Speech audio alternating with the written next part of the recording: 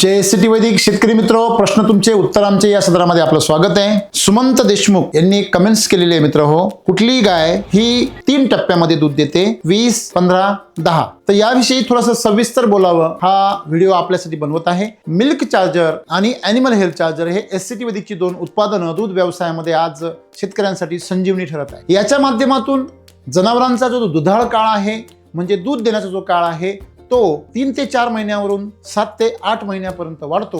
हा आतापर्यंत शेतकऱ्यांचा अनुभव आहे। परदेशातील दूध व्यवसायापेक्षा भारतीय दूध व्यवसाय हा नेहमी तोट्यामध्ये का वाटतो? सर्वात महत्त्वाचं कारण म्हणजे शेतकऱ्यांना मिळणारा दुधाळ काळ।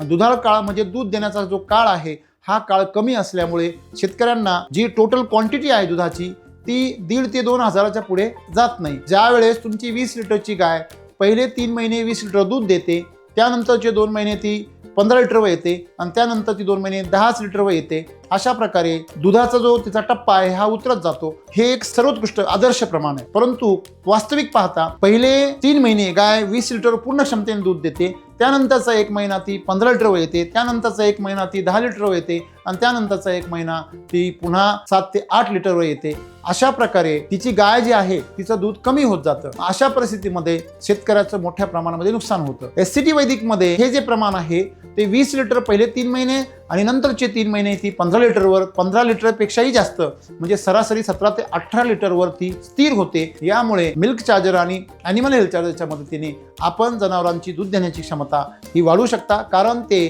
त्यांच्या पचनक्रियेवर काम करतं आणि जास्तीत जास्त जे काही त्यांच्या चाऱ्यातला आणि खुराकातला कस आहे ते पचून ते तुमच्या दुधामध्ये आणि जनावरांच्या चरबीमध्ये उतरवतं। त्यामुळे अशी गोष्ट शेतकऱ्यांना फायदेशीर ठरते। एससीटी वैदिकमध्ये दूध व्यवसायातील शेतकऱ्यांचा अनुभव हा इतरांपेक्षा वेगळा आहे। धन्यवाद।